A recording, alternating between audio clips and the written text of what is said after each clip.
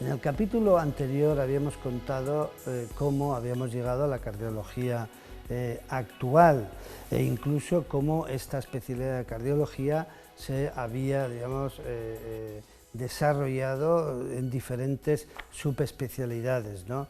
Pero hoy nos vamos a centrar en contarles el desarrollo de una de estas subespecialidades, que es la cardiología intervencionista, y que realmente pues, le ha presentado una batalla que indudablemente va ganando a la cirugía cardíaca, porque es un método menos agresivo y menos, diríamos, intervencionista, que es la cirugía cardíaca. Hoy nos encontramos de nuevo en la Biblioteca de Historia de la Medicina de la Universidad Complutense de Madrid.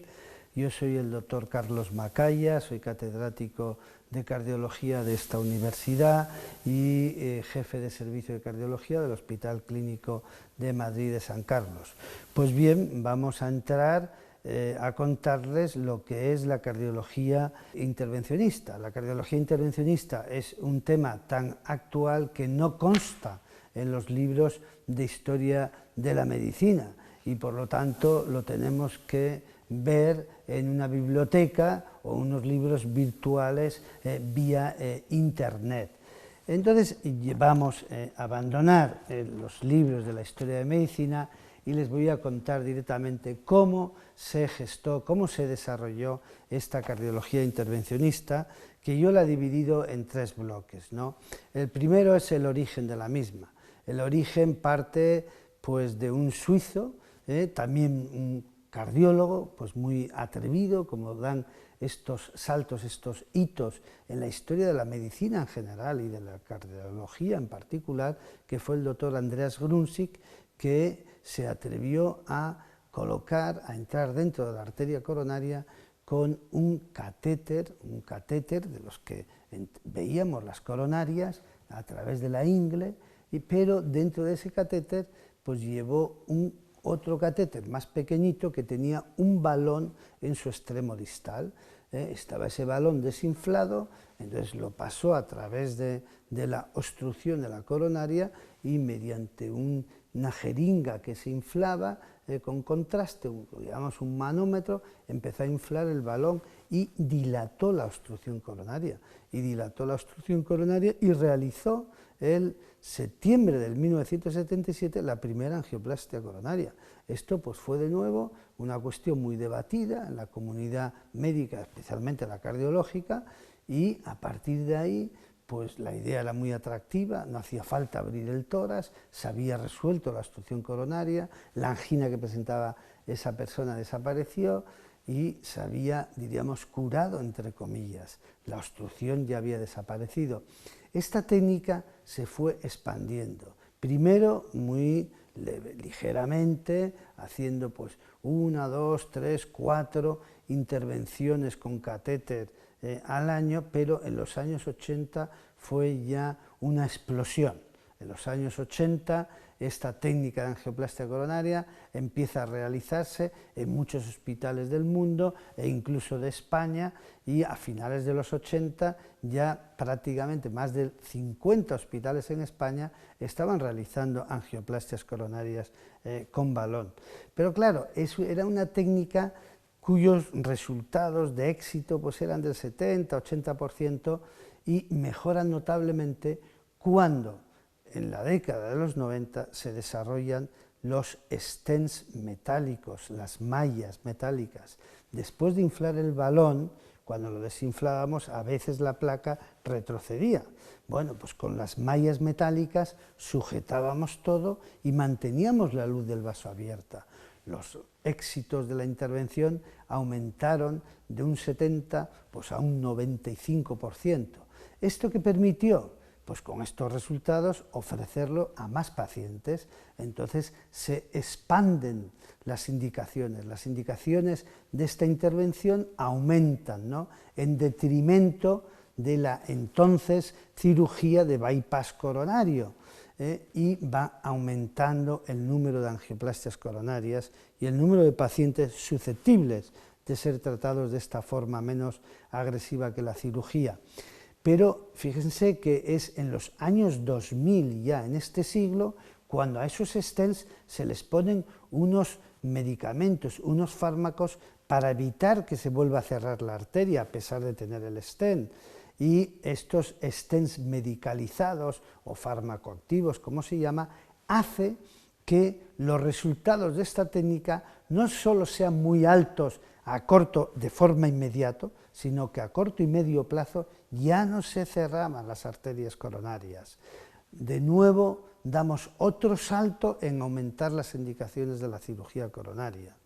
Y luego aparecen, en los años 2008, 2010, 10 años más tarde, una década después, incluso stents que ya no son metálicos, son de una sustancia que se puede reabsorber y desaparecer al cabo de un año o 2 años. Muy atractivo, han cumplido su función de mantener el vaso abierto, pero luego ya desaparecen, ya no los tenemos que tener de por vida con nosotros.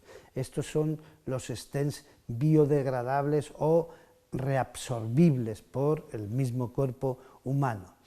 Este es, diríamos, el desarrollo de la angioplastia coronaria, puesto que va a tratar la enfermedad más prevalente que tenemos en la cardiología, que es la enfermedad de las arterias coronarias, la que produce mayor mortalidad, la que produce las anginas, los infartos, etc. Y esto representa, la angioplastia coronaria, que aproximadamente el 80 al 90%, prácticamente el 90% de los enfermos que padecen enfermedad coronaria puedan ser tratados mediante angioplastia y solamente un pequeño grupo de ellos van a ser tratados con cirugía de bypass o cirugía cardíaca de forma más agresiva. El segundo bloque de la cardiología intervencionista es más pequeño, es tratar los defectos, diríamos las malformaciones congénitas del corazón. Hoy en día, con el diagnóstico prenatal, lógicamente estas, diríamos, malformaciones del corazón al nacer, pues son mucho menos frecuentes, ¿no? Pero no obstante, si hay algunos defectos, anomalías congénitas, como son orificios que comunican las cavidades cardíacas, se llaman comunicaciones interauriculares, cuando comunican las dos aurículas, o interventriculares entre los dos ventrículos, o otras coartaciones aórticas, ductus arterioso persistente, etc. Un cúmulo de malformaciones cuya incidencia es muy pequeña, pero que hoy en día todas estas se pueden tratar también con catéter y con dispositivos que cierren estos agujeritos que no se cerraron en el desarrollo embriológico, hoy en día pueden ser tratados con un catéter sin necesidad de abrir el pecho y dejarle una cicatriz de por vida, ¿no? Y son la cardiología intervencionista de las enfermedades o de las malformaciones congénitas. Pero el tercer bloque que quiero hablar es el que más futuro tiene, y es el bloque, diríamos, del intervencionismo en las enfermedades de las válvulas cardíacas. Las válvulas cardíacas tienen que abrir y cerrar bien. Si no abren bien, son obstructivas, son estenóticas, y si no cierran bien, producen insuficiencia de las válvulas.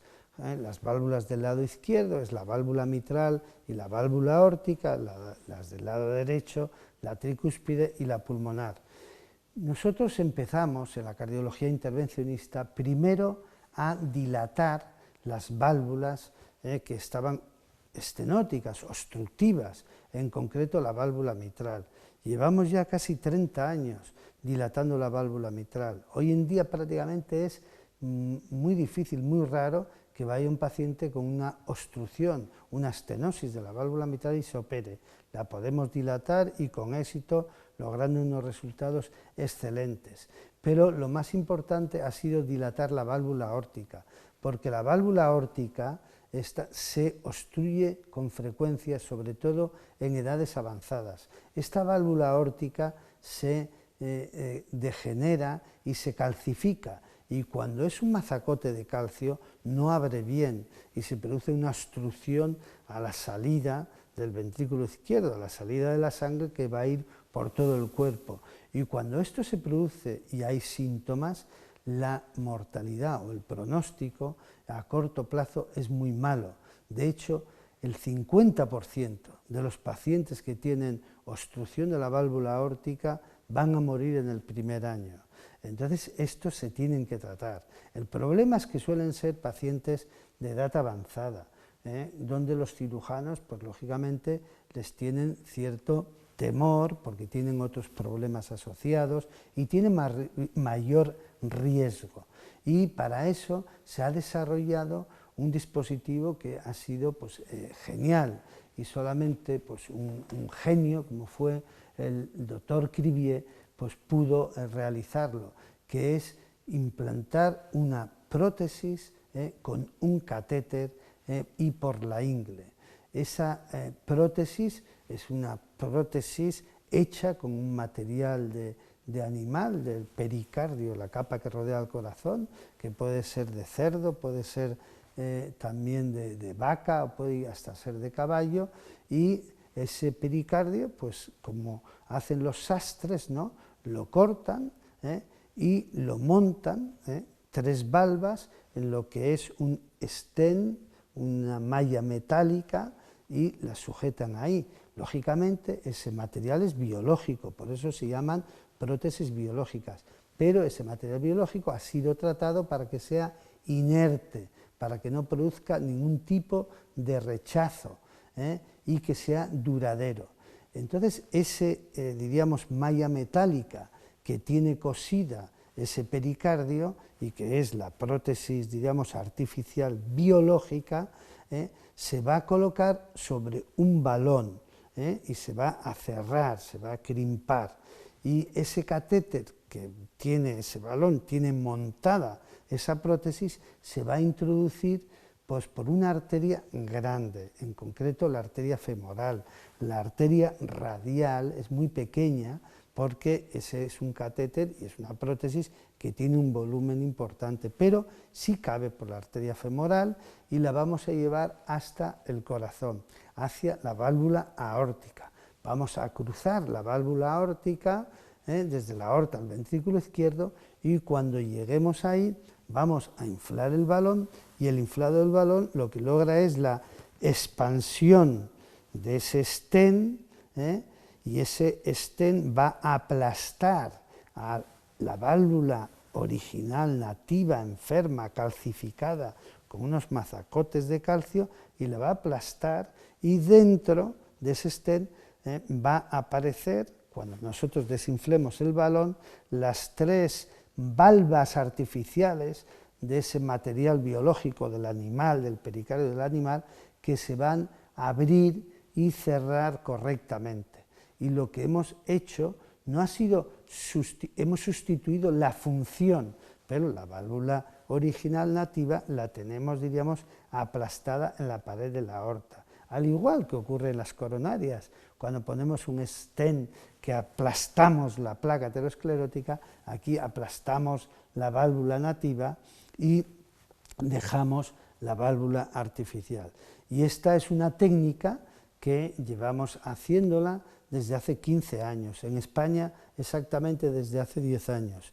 Los resultados son muy buenos, los resultados a medio plazo, ya tenemos seguimientos de 10 años, son iguales que las prótesis que colocaban los cirujanos abriendo el tórax a estos pacientes de 80, incluso 90 años, y hemos logrado prolongar la vida de estos pacientes, hemos logrado mejorar la calidad de vida de estos pacientes y ser a veces la única alternativa a estos pacientes, porque no se podían operar por el elevado riesgo quirúrgico, pero ahora ya somos incluso no la única alternativa, sino una alternativa al tratamiento quirúrgico de otros pacientes que se podrían operar, lógicamente con más riesgo que el poner la prótesis con un catéter, ¿no?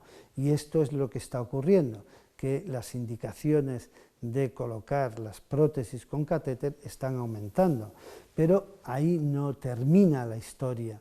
La historia es que hay más válvulas, no solo es la aórtica, que es la más frecuente hoy en día porque la población es muy longeva y la calcifica, Pero tenemos la válvula mitral. En la válvula mitral estamos también trabajando, estamos cerrando las insuficiencias mitrales con unos clips, ¿no? Prácticamente estamos grapando esas válvulas que no se cierran bien y producen insuficiencia, pero estamos ya implantando las primeras prótesis mitrales. Se están implantando las primeras. No cabe duda que dentro de 4 o 5 años este procedimiento se va a extender, va a mejorar la tecnología y pondremos prótesis mitrales igual que hoy ponemos las prótesis aórticas. Y por supuesto, lo que pasa es que es mucho menos frecuente la enfermedad de la válvula pulmonar o de la válvula tricúspide, que también se empieza a tratar los pocos casos que hay de ellas. Lo que está claro es que esta cardiología intervencionista pues, ha desplazado en gran medida a lo que es la cirugía cardíaca. Los cirujanos cardíacos están planteando realmente cuál es el nicho que les queda, cada vez es más pequeño, pero hay que reconocer que todavía hay un porcentaje de pacientes coronarios, valvulares, e incluso con malformaciones congénitas, y ya no digamos el trasplante cardíaco, donde los cirujanos tienen todavía un papel fundamental y clave, ¿no? Y con esto pues terminamos la historia de la cardiología, y en el próximo capítulo pues indudablemente les contaremos algún tema muy súper actual, algún tema muy novedoso, algún avance de estos prácticamente inéditos, ¿no?, sobre el manejo, ¿no?, tanto diagnóstico o terapéutico de los enfermos con patología cardiovascular. Muchas gracias por su atención.